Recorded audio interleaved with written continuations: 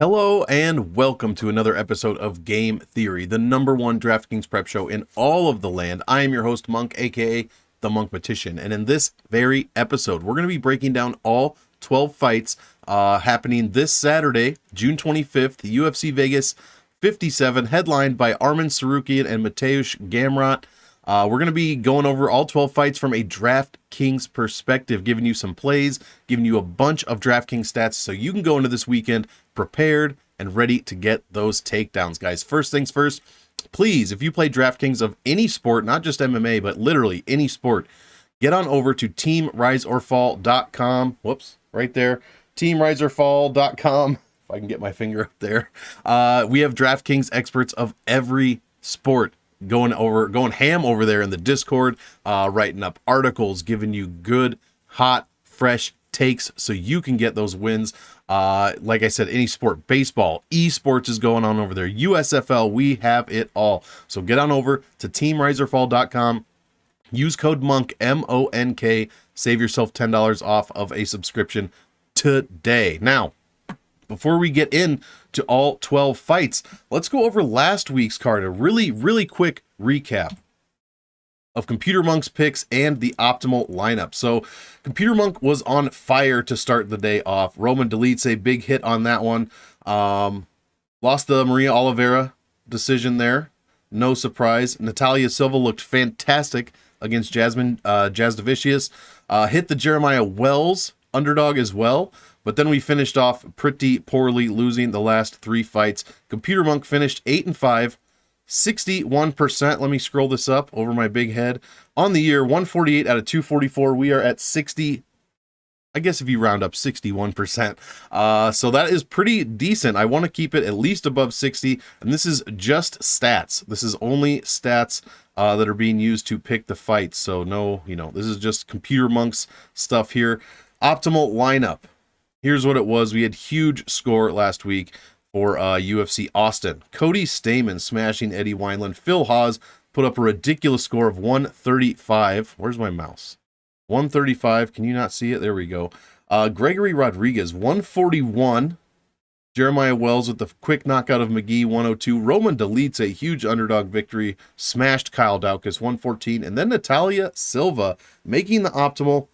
I'm telling you guys, do not sleep on the women's flyweight division. They make the optimal lineup more at a higher rate rather than any other weight class. I'm telling you. 49,600 was the optimal salary. 716.33 was the optimal score. So there you go. That is what we have for UFC Austin. We will go over Computer Monk's picks for UFC Vegas 57 at the end of the show. So stick around.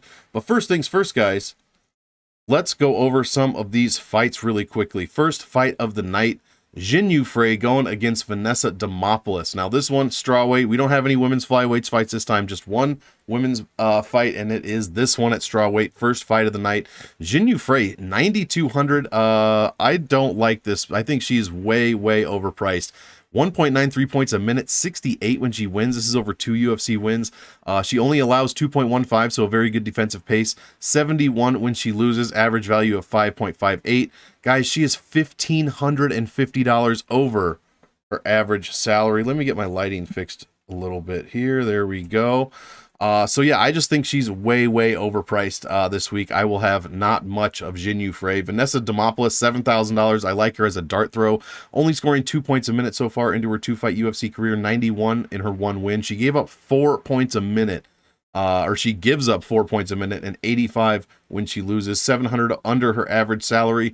None of these numbers are impressive offensively, not even defensively for Demopoulos. The strength of schedule is okay. You want it to be about 70 to 75 is really good. Anything less than that, subpar. As you can see, Frey, we are below 60 in every single category. Very unimpressive, guys. Here are my projections. Whatever you think is going to happen, here's how I think it will score. Yeah, we're just going to be scrolling through some stats here today, try to get this done a little bit more quickly and give you the plays that I like. I don't like Frey here. Like I said, way too expensive for what you're going to get. Unless she finishes Demopoulos in the first round, which is probably unlikely, she's not going to pay off that salary. So big fade on Frey. Vanessa Demopoulos, decent as a dart throw in my opinion. Next fight, Mario Bautista. You like that pronunciation? Fucking Yes. Mario is my favorite name to say, I think. Brian Kelleher on the other side. 7,500 for Kelleher. He has made the optimal lineup in 2 of his last 4 fights. What do we get offensively from Kelleher? Decent numbers here. 3.39 points per minute. 104 when he wins. This is over 8 UFC wins, so a pretty decent number. Second overall on the card on ranked fighters. And by ranked, I don't mean UFC rankings. I mean my personal rankings. You have to have 3 fights in the UFC in order to be ranked. As you can see, this number like 11, 2. It'll say NR, not ranked, if you do not have 3 UFC fights. So it's number 2 there. 3.19 points a minute is what he allows, and 97 when he loses. So a decent amount of points flying around. Kelleher fights 8.47 average value, and he is coming in under his average salary. Mario Bautista, 1 out of 2 fights making the optimal. Again, great pace, 3.86 points a minute, number 6. 94 when he wins, gives up 3 points a minute, and 103 when he loses. So a decent amount of points flying around here. Check out Salary Voodoo on the MMA Engine channel, which did come out today as well. Should be out by the time you're watching this. I did cover this fight, so be sure to pair these stats with that Salary Voodoo take, and you guys will know exactly what to do here. Brian Kelleher putting up triple digits no matter how he wins. KO, sub, or unanimous decision. Very impressive. 100%. All 8 of his wins, he scored over 90 points. 5 of them, he scored over 100. These are fantastic numbers. Bautista has given up over 90 in both of his losses. We got some great takedown numbers here and control time. Just about a point per minute for Bautista and over a point per minute for Kelleher. So I'm absolutely loving the offense I'm seeing from these two guys for sure. Strength of schedule is pretty comparable. Kelleher a few categories, Bautista a few categories. Kelleher 3-2 in his last 5, losing to Ricky Simon and Umar Nurmagomedov. No joke from either of those guys. Meanwhile, Bautista losing to Sandhagen and Trevin Jones. So not bad there either. Here are my projections and the aggregate finish rates. I like both sides of this fight. I'm leaning Kelleher just because of the salary. I mean, this is a very, very wide line. Kelleher is 35 years old. He's going to be about 7 years older than Bautista. I'm leaning Kelleher because of the cheaper salary, but I'll definitely have Bautista in some lineups. Like I said, check out the Salary Voodoo video. See how good these salaries usually do. Bantamweight fights do pretty well as far as making the optimal, over 52%, or sorry, 51% rather. So yeah, I'm kind of leaning Kelleher, but I will definitely have some Mario Bautista as well. Why are none of these going up? That is interesting. Something I will have to look into later. I know that's kind of... I like this fight. I'm going to be playing heavily both sides of this fight. Not heavily, but a decent amount for sure. Excuse me. Next fight of the night. Cody Durden going against JP Buys. I have no idea why the line is the way it is. I'm sure you guys know JP Buys. Let's take a look here. Whoops, I forgot to link that. That's okay. Come on. How many knockouts? Knockdowns. 7 is the answer. JP Buys been knocked down 7 times in the UFC in 23 minutes. Less than 23 minutes. So not good. Once every almost 3 minutes there being knocked down.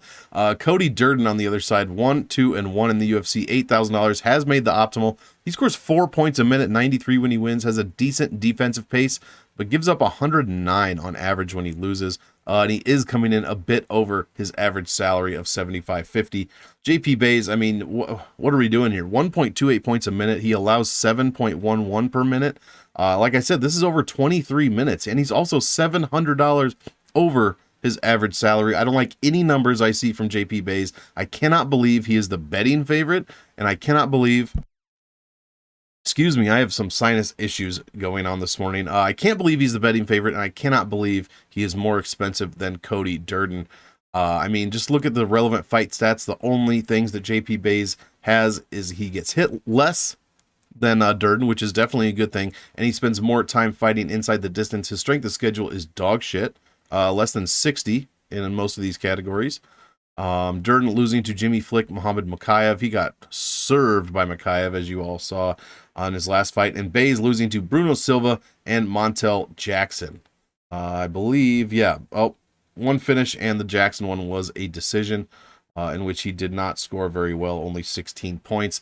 I'm liking the Durden side on this. I will be much higher on Durden than I will Bays. I don't know how many lineups I'm going to get Bays in. 1.28 a minute allows 7 back at him. Meanwhile, Durden scores 4 a minute, over 2 points per minute on the ground. Meanwhile, JP giving up 2.18 points per minute on the ground. So give me Cody Durden in this one.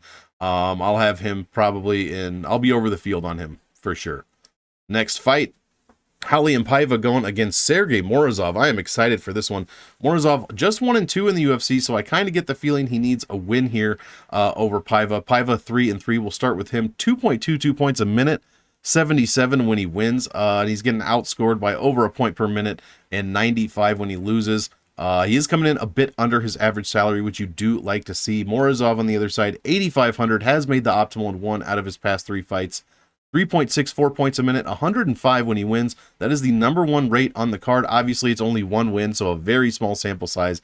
You cannot really, take that as gospel, as they say. Gives up 3.5 points a minute and 116 when he loses. So, I mean, what are we doing here? Let's see. 2 finishes, and his win was against Khalid Taha. In his win against Taha, it was a decision victory. 105 points though at $7,900 salary. That is pretty good. He is $633 over that average salary.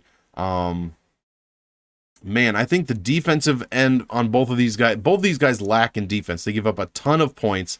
Obviously, Morozov, the better scorer per minute. Not too impressed with that 2 points a minute from Paiva, and 77 when he wins over 3 UFC wins.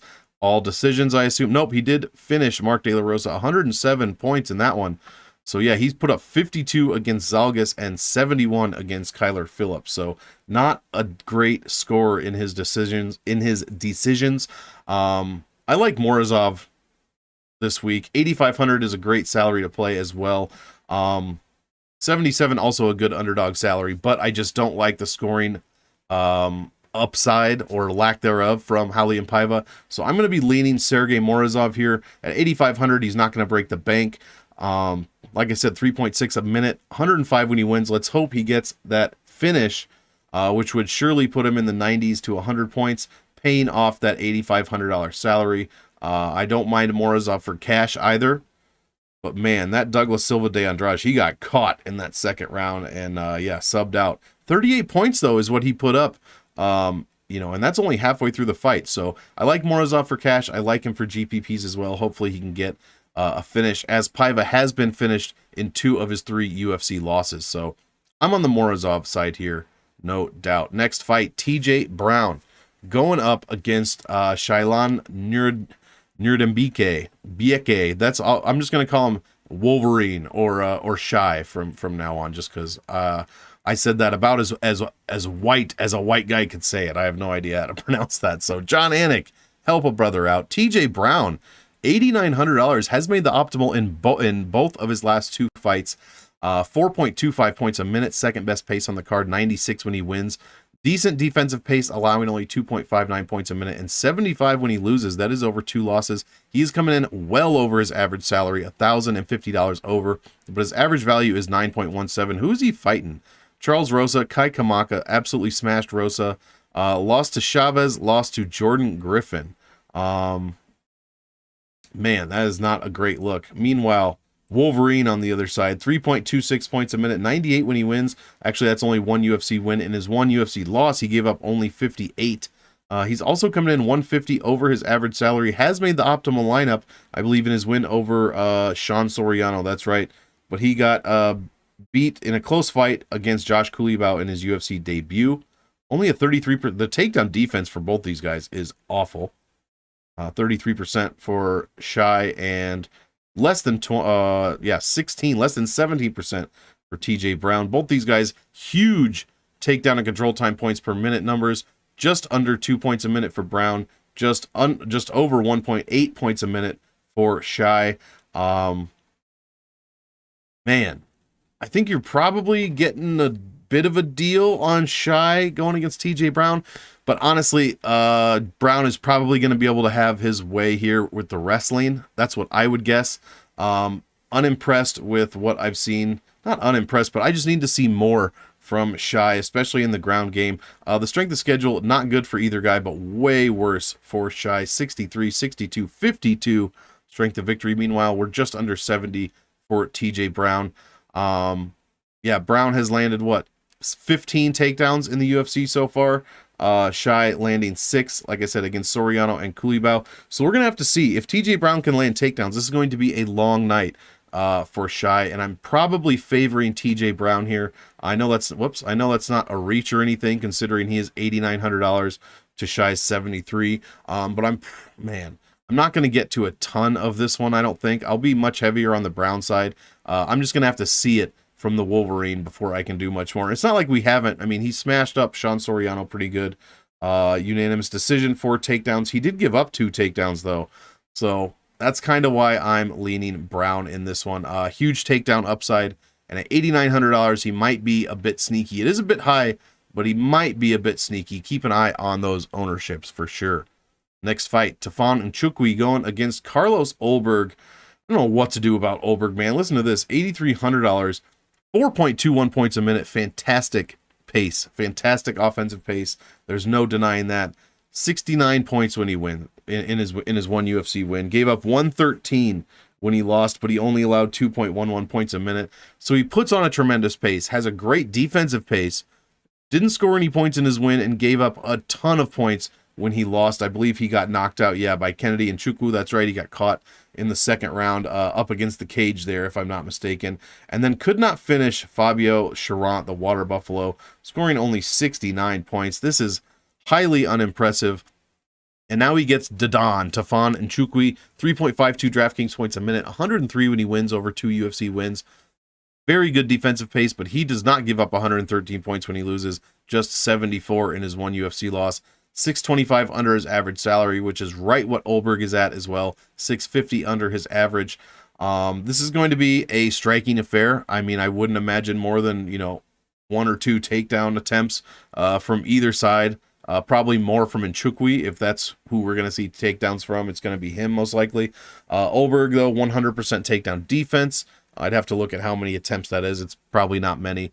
Tafon, no joke though, 71% takedown defense of his own. So pretty good there. Let's see. What else we got? Strength of schedule is actually decent for Carlos Ulberg in his last 5. He is 4-1. Tafon lost to Azamat Murzakanov with that flying knee at the end of the fight, in the third round, beginning of the third round in his last fight. And then a loss to Junyoung Park, the Iron Turtle, 2 fights before that. Not too bad of a resume. Not great, but not terrible. Here are my projections. And then the aggregate finish rates for both guys professionally and in the UFC. I think I'm leaning Nchukwi here. Carlos Ulberg is going to have to, again, he's going to have to show me something for DraftKings for me to roster him in a decent amount of lineups. I love the offensive pace, love the defensive pace, but the score per win and score per loss, it leaves a lot to be desired. And I'm going to have to see what Carlos can do. Say he comes out here and finishes Tafon in the first or second round.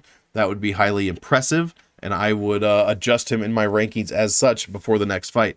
But as of now, I'm leaning Tafon. You get a bit of salary relief here. I'll have a little bit of both because, somebody could go down pretty much at any time in this one. Both guys have been knocked out in the UFC. So yeah, that's kind of how I look at it. I'm leaning Tafon, though. The experience, the total fight time in the octagon, more than double Carlos Ulberg. Plus Ulberg more expensive. So either way, neither of these guys are going to break the bank. You can get to either one of them. But like I said, I'm leaning Nchukwi. Carlos Ulberg's going to have to show me more before I can, roster him in any kind of meaningful, percentage of lineups, especially when he can't even score 70 points when he wins. Next fight, Chris the Action Man Curtis going against Adolfo Vieira. I love this fight. This one is like minus almost 800 to finish inside the distance. You have to play this fight. And at 8,600 and 7,600, the salary voodoo there is great as well. So you have to play this fight from that angle. Both these guys finishers. Vieira, obviously the submission guy. Curtis, obviously the knockout TKO finisher. Curtis making the optimal lineup in both of his UFC fights. Kind of stormed onto the scene and doing some damage here over Brendan Allen and Phil Hawes. So 4.81 points a minute, 107 when he wins, gave up 3.27 per minute. The issue is he is 1,900 over his average salary. So this is a prove it spot for Chris Curtis. 16 average value. I mean, that's the best on the card, and it's not even close. What do we got here? And this is all striking for the most part. 2.94 points a minute in striking, 1.75 points a minute in knockdowns. Just a bit of control time there. Rodolfo Vieira on the other side, 3.95 points a minute, 5th best pace on the card, 98 when he wins. Fantastic defensive pace of 2.44. 93 is what he gave up when he in his one UFC loss where he got submitted, completely death-gassed in the second round to Fluffy Hernandez. Vieira, 1,500 under his average salary. You can see the smile on my face. That makes me a very happy monk. 9 average value. Let's see, 2 of his 3 wins, he has scored over 100 points. Curtis putting up over 100 in both of his UFC wins. I mean, some fantastic offensive numbers here. Strength of schedule for Rodolfo Vieira, fantastic. We are in the upper 70s, even cracked 80 in one of these categories. Meanwhile, the exact opposite for Curtis, under 70, but he gets a little bonus here from his no defeats in the last 5. Vieira beating Oscar Pichota, Safarov, and Stoltzfus, losing to Fluffy Hernandez, like I said, the death gas in the beginning of the second round, I believe. Yeah. Projections here. Let's see, little aggregate finishing percentages. Very, very high. Like I said, this one is literally about minus 750. Sorry, I have to scratch my nose. When you get old like me, you got nose hairs to deal with. It's a fucking nightmare. Not actually a nightmare. It's just semi-annoying. But anyways, yeah, minus 750 to finish inside the distance pretty much. You're going to have to play both sides of this one. It's either going to be Curtis by knockout or Vieira by submission. Curtis has been subbed once in his pro career. Rodolfo never been knocked out in his pro career. Only 9 fights, though. Curtis with 36 fights. So I'm leaning Vieira for a bit of salary relief. I'm just leaning Vieira. That's just my personal feeling. Nothing against Chris Curtis. That's just my gut feeling here is going to be Rodolfo Vieira. I could easily be wrong, and Curtis gets the job done here for 3 in a row finishes. But I will definitely be rostering both sides of this one. In fact, this will be the highest owned fight for me, probably out of any of the fights. Yeah, minus 750 inside the distance is crazy.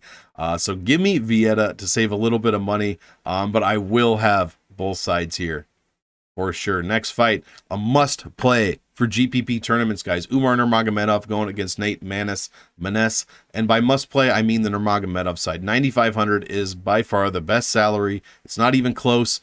Makes the optimal lineup at over like 53% at this point. It is absolutely insane. Just made it last week with Cody Stamen over Eddie Wineland. Nurmagomedov has made the optimal 1 out of his first 2 UFC fights. 4.8 points a minute, 108.5 when he wins.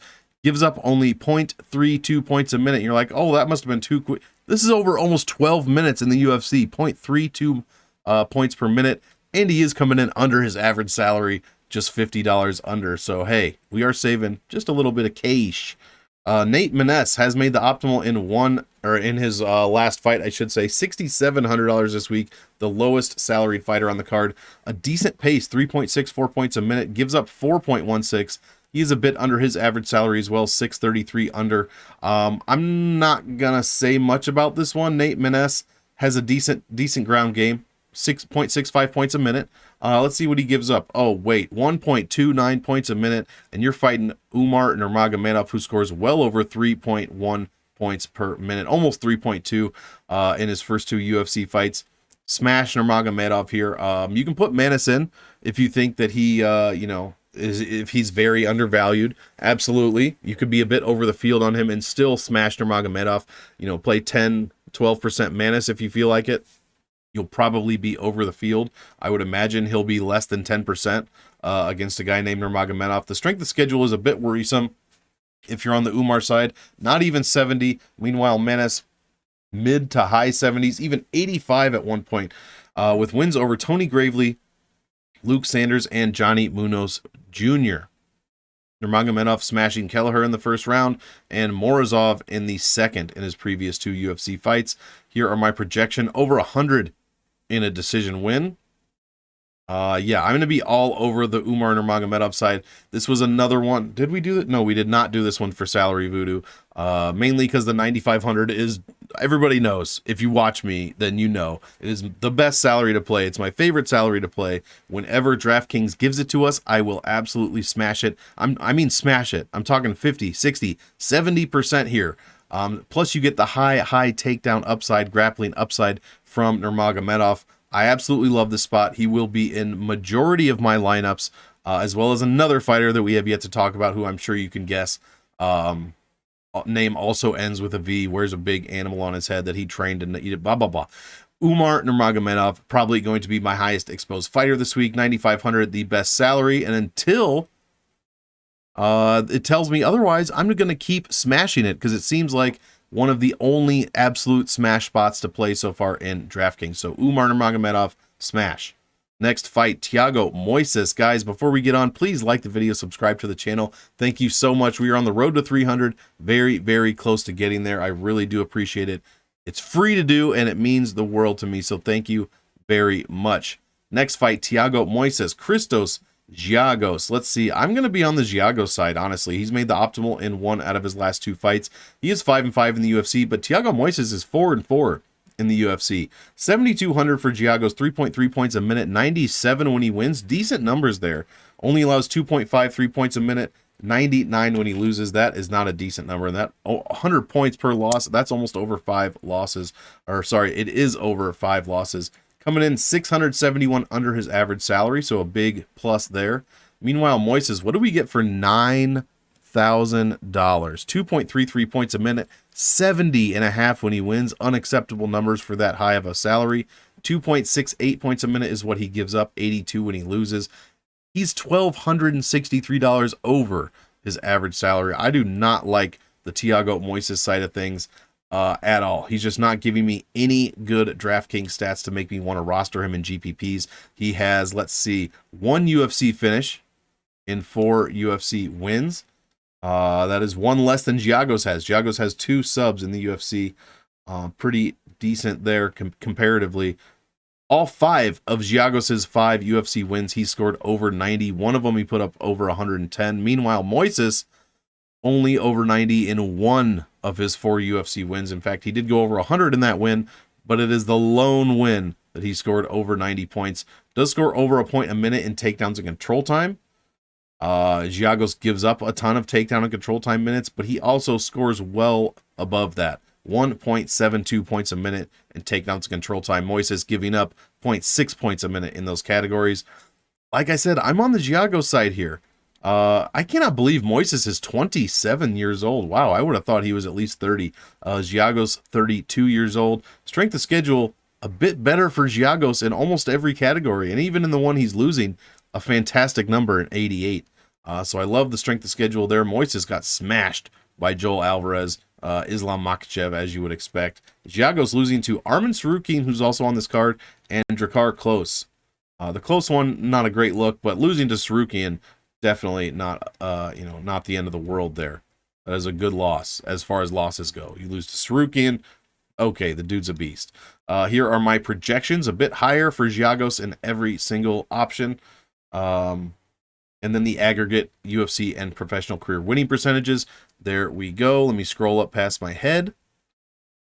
Like I said, guys, I'm leaning Giagos here, 7,200. Crazy salary relief. And if you're like me, you're smashing Nurmagomedov. You're smashing another very high-end guy.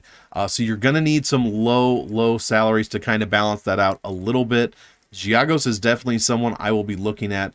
He's only been finished, I guess he has been finished 3 times out of his 5 losses. Moises also been finished twice. Man, I think somebody's probably, I can't even say that. Somebody's probably getting finished. I like the Giagos side. I like the upside of it. I do not like the results that we're paying $9,000 for Moises. I do not like any of these numbers. Giagos putting up better DraftKings numbers basically everywhere, and the strength of schedule is better as well. So, I mean, it is comparable, but it's not like he's fighting nobody. So, give me the upside of Giagos with the savings that I'm going to get at 7,200. Like I said, 9,000 for Moises. Yikes, that is a bit of a dicey proposition, as they would say, as far as making the optimal lineup. Co-main event, guys. We are flying through 30 minutes on the dot. Josh Parisian going against Alan Baudot. I don't know what to say about this fight. I guess I'm leaning Alan Baudot. 8,400, scores 2.3 points a minute, gives up 3.65, 91 when he loses. He is 0-3 in the UFC. Not a lot of fighters get to 0-3 in the UFC. Usually they get cut. Well, actually, that's not true. Not a lot of fighters get a fourth fight after they've gone 0-3 in the UFC. But here we are with Alan Baudot. I cannot imagine he gets a fifth chance after this. I mean, I know heavyweight's a bit thin these days, but Jesus. Yeah, also Baudot, 1,300 over his average salary. I mean, even if you think he wins, what are we doing? We're paying 1,300 over his average salary. Dude's 0-3 in the UFC. Let's look at Parisian, 1-2. We have one win between these guys in 6 fights. 3 knockout losses between them. 7,800 for Parisian, 2.4 points a minute, so basically the same as Baudot. 78 when he wins, or in his one win. Gives up well over Baudot's number, 5.17 points a minute, 115 when he loses. This is over 2 losses. At least he's under his average salary at 633 under. I'm very unimpressed. I mean, look at these takedown and control time numbers. Parisian giving up 1.76 a minute. Baudot giving up 1 point. My brain just stopped working. 1 points a minute. But neither of them scoring any kind of offensive points in those categories. This is a bad fight, you guys. I cannot believe it's the main event. Look at the strength of schedule for Parisian. 50s. 50 strength of victory, 65 strength of defeat. I mean, Baudot's numbers almost have to be better, but somehow one of them is worse at 50. I mean, Baudot losing to Porter, Nascimento, Aspinall, Parisian losing to Mays, Porter, that was an honest mistake, I swear, and then getting his one win over Rock Martinez. Here are my projections, finish rates. This is, oh man. If you hear people saying that this is the fight of the week, they're either being very facetious / sarcastic, or I don't even know what to think at that point.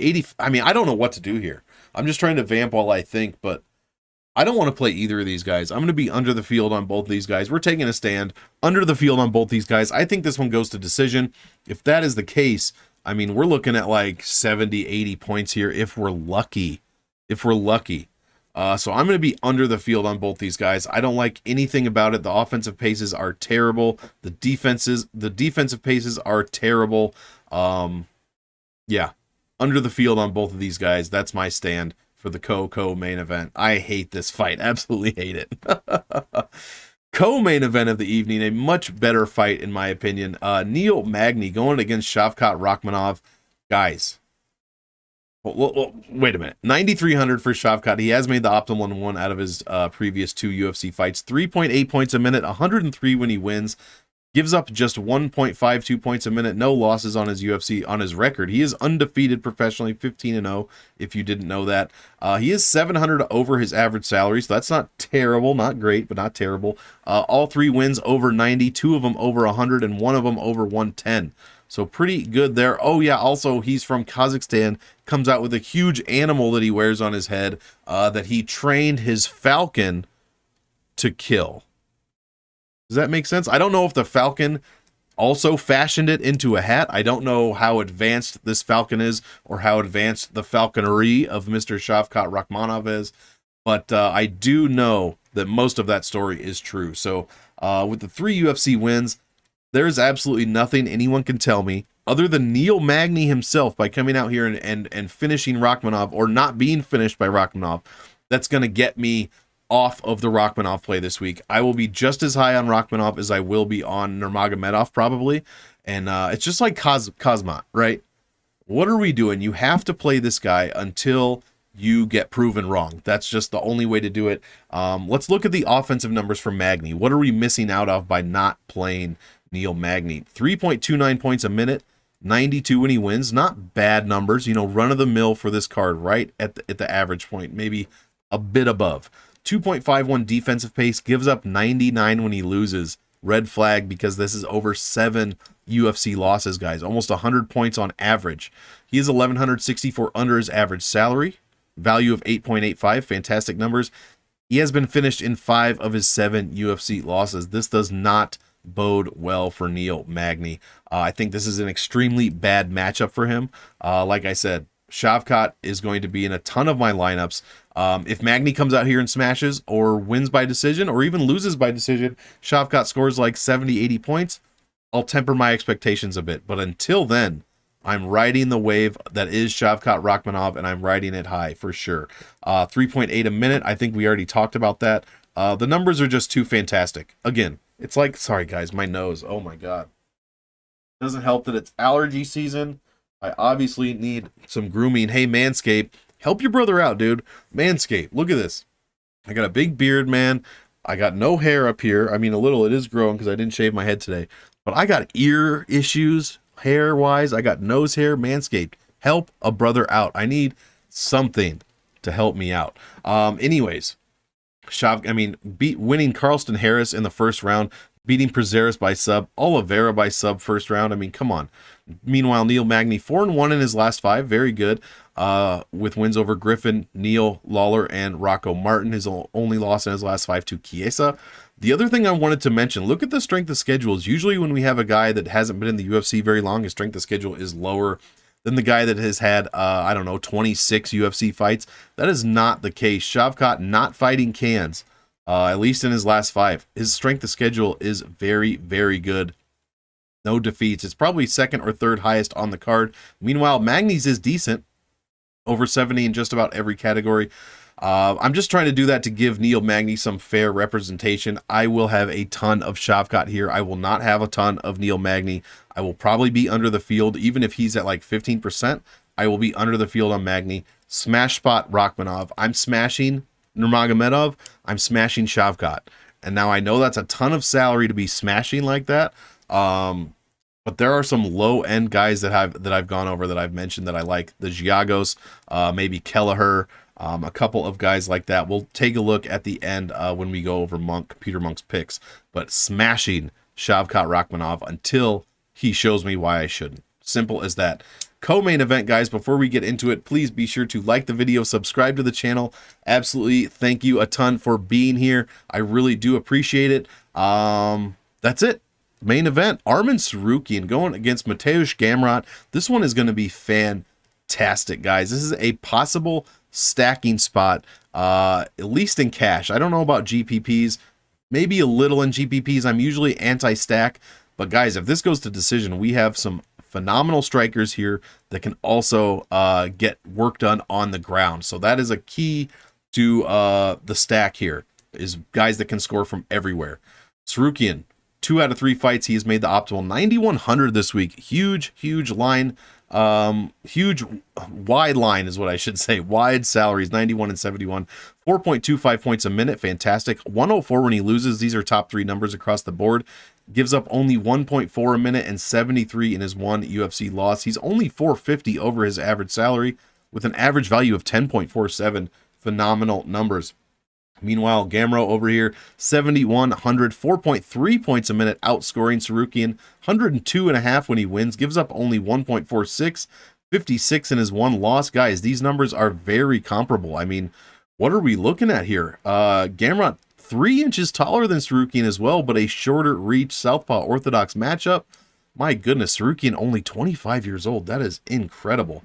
The biggest green flag for Gamrot over here, he has made the optimal one of his last 3 fights. 1,700 under his average salary, guys. If you want to save money on Gamrot, this is the week. $7,100 and you get 4.3 points a minute, 102, and he wins. The only thing that's worrying me here is both of these guys have such a tremendous defensive pace. Will either of them be able to score any points? Now, that is the one thing about, if you are going to stack or even play one of these guys, this could end in a decision, 70, 80 points. But the saving grace there is we do have 5 rounds. Someone's probably getting taken down. Someone's probably getting controlled for at least a bit. I mean, Tsarukyan just under 2 points a minute in grappling. Gamrot over 2 points a minute, 2.3 points a minute in takedowns and control time. Absolutely incredible numbers. These guys' stats are off the charts. 100% takedown defense from Mateusz. Arman Tsarukyan, almost 80% takedown defense there. I mean, the strength of schedules are good. Over 70 in every category for both guys, except for the strength of victory is at 69. Or Gamrot there. Sorry about that. I'm so sorry.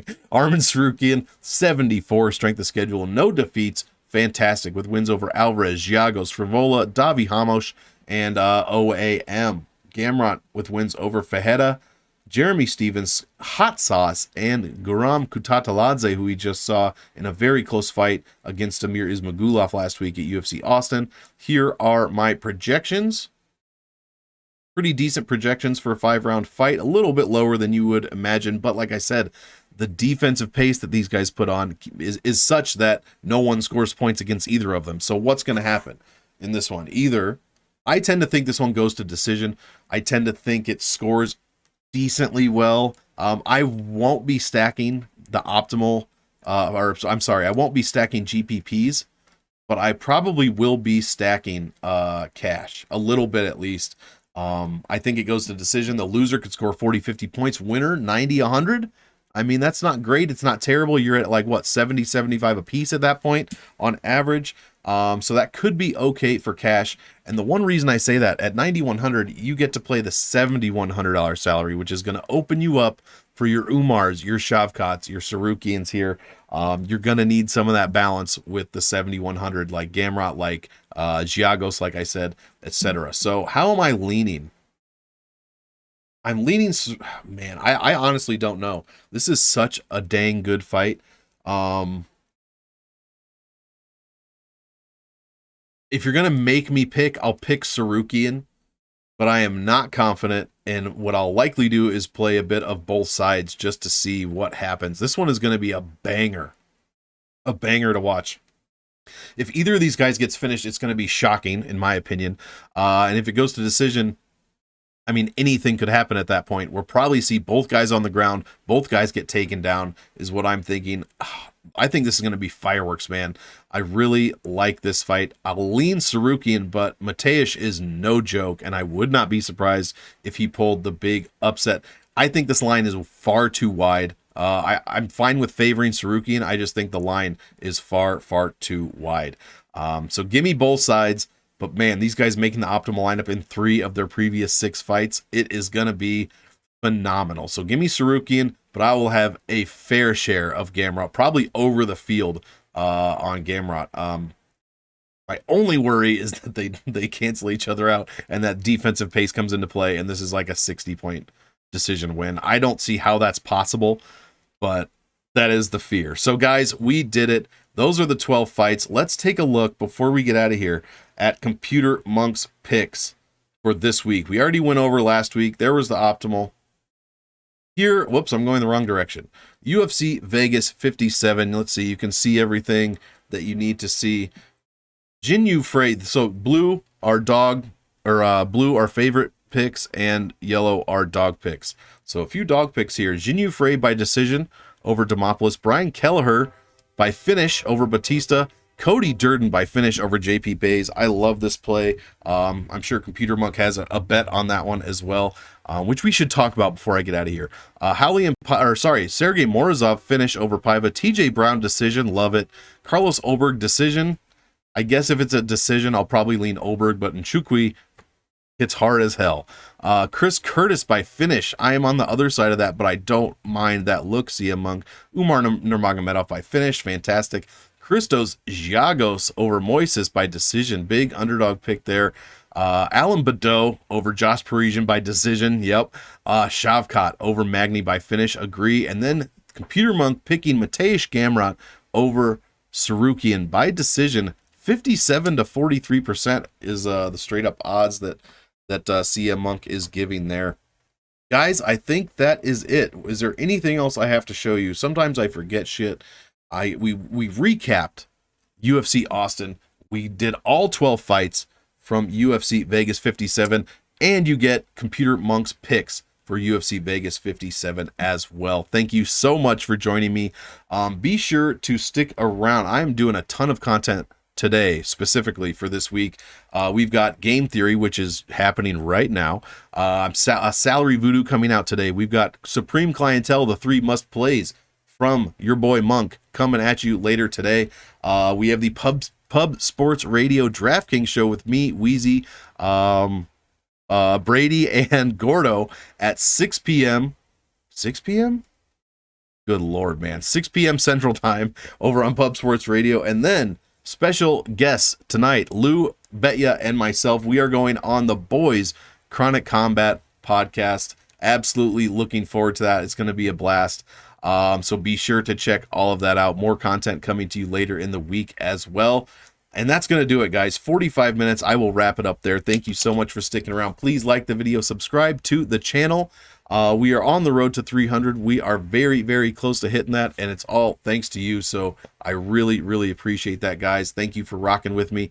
And as always, I want all of you to enjoy the fights. So enjoy, and we will see you next time.